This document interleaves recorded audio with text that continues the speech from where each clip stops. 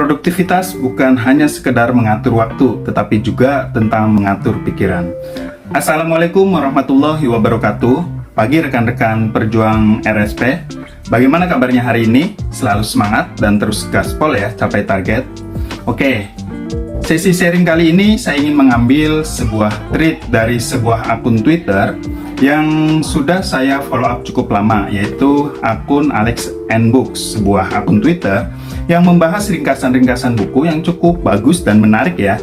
Selain itu, akun tersebut juga sering membahas materi-materi yang cukup mind-blowing dan juga tidak umum, kata-kata yang simpel dan gambar-gambar yang sederhana dan membuka pikiran. Untuk sesi ini saya ingin membahas satu tweet risam buku yang berjudul Mind Management, Not Time Management, Productivity When Creativity Matters, yang ditulis oleh David Kadavy, seorang penulis buku berkebangsaan Jerman sekaligus konsultan produktivitas dan kreativitas. Buku ini menjadi menarik karena melawan pakem selama ini yang kita pahami bahwa time management adalah kunci produktivitas. Ternyata menurut riset yang dia lakukan, produktivitas bukan hanya sekedar bagaimana kita mengatur waktu, tetapi juga bagaimana kita mengatur pikiran-pikiran kita. Gagasan yang menarik dari buku ini adalah tentang mengatur waktu telah berakhir. David Kadavy menjelaskan latar belakang lahirnya konsep manajemen waktu yang digagas oleh Frederick Wilson Taylor, seorang insinyur mekanik asal Amerika yang terkenal atas usahanya meningkatkan efisiensi industri. Ia dikenal sebagai bapak manajemen ilmiah dan merupakan pemimpin intelektual dalam gerakan efisiensi. Latar belakang manajemen waktu oleh Frederick Taylor didasarkan kepada bagaimana memprogram manusia seolah-olah mereka adalah robot. Berapa banyak pekerja yang menggunakan suatu alat produksi yang diisi dengan sejumlah output yang optimal dan akan menghasilkan keuntungan yang paling banyak dibandingkan dengan waktu yang diinvestasikannya. Sepanjang 120 tahun konsep ini berjalan, dan banyak dari kita masih berpikir definisi produktivitas adalah seperti ini. Seolah-olah satu unit waktu mendapatkan satu unit produktivitas. Anda bisa mengetik buku dalam sehari, tetapi menulis buku membutuhkan waktu berbulan-bulan atau bertahun-tahun. Anda membutuhkan ide yang layak untuk diketik terlebih dahulu kan? Agar relevan sebagai manusia, kita perlu melakukan apa yang menjadi keahlian manusia, yaitu menjadi kreatif, memiliki ide, menciptakan karya seni kita sendiri. Dan beberapa kali Anda mendapatkan ide paling berharga justru selama liburan, saat mendaki, atau pada saat-saat merasa nyaman dan tenang.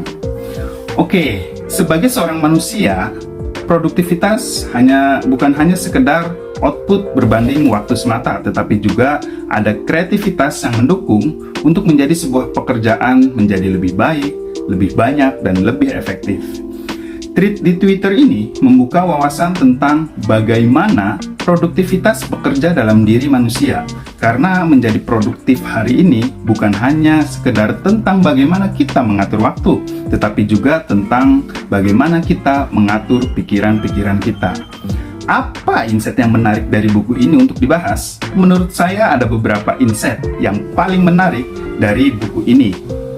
Manajemen waktu mengoptimalkan sumber daya waktu. Manajemen pikiran mengoptimalkan sumber daya energi kreatif.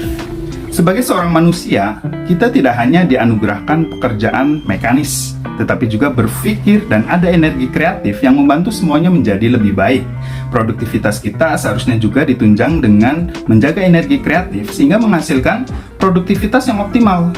Kita mengatur pikiran kita agar cara-cara kerja kita bisa lebih kreatif dan menghasilkan suatu output yang maksimal. Terkadang kita berpikir jumlah waktu linier dengan jumlah pekerjaan yang kita lakukan. Output akan linier dengan waktu yang digunakan. Padahal faktanya tidak semua jam menghasilkan hasil yang sama. Faktanya juga banyak orang yang lebih kaya dibandingkan dengan orang lainnya. Banyak orang yang lebih produktif dari orang lainnya. Ini adalah hasil kerja kreativitas, bukan hanya sekedar mengatur waktu semata. Secara teknis, konsep manajemen pikiran yang paling penting dalam buku ini adalah aturan pertama. Saat memulai suatu pekerjaan, lakukan hal-hal paling penting di jam-jam pertama. Jangan hal-hal receh dikerjakan terlebih dahulu. Hal-hal prioritas, krusial, dan paling berpengaruh dilakukan di jam-jam awal bekerja. Sisanya, pekerjaan ringan dan sederhana boleh dilakukan di saat jam-jam energi mulai melemah. Dalam melakukan pekerjaan, kita juga harus menempatkan waktu yang paling tepat kapan kita berpikir tentang waktu-waktu kreatif dan kapan kita harus berpikir tentang analitis. Maka cobalah sesekali kita berpikir tentang kreativitas, sesekali juga kita berpikir tentang analitis. Kita bisa merasakan dan menentukan kapan kita optimal berkreativitas dan kapan kita optimal berpikir analitis. Yang paling menarik dari buku ini menurut saya adalah poin yang ini, yaitu inti dari mengisi waktu itu bukan hanya sekedar pada apa yang kita kerjakan, tetapi inti dari mengisi waktu adalah bagaimana kita bisa merasa hidup dan lebih bermakna. Jadi sebelum kita mengatur waktu, cobalah berpikir tentang apakah pekerjaan kita ini membuat kita menjadi lebih hidup, membuat kita menjadi lebih bermakna dan sesuai dengan semangat yang membara dalam diri kita sendiri, bukan hanya karena sekedar tekanan orang lain. Baik, terima kasih sudah menonton dan semoga kita menjadi lebih produktif, lebih cerdas, dan lebih kreatif lagi. Wassalamualaikum warahmatullahi wabarakatuh.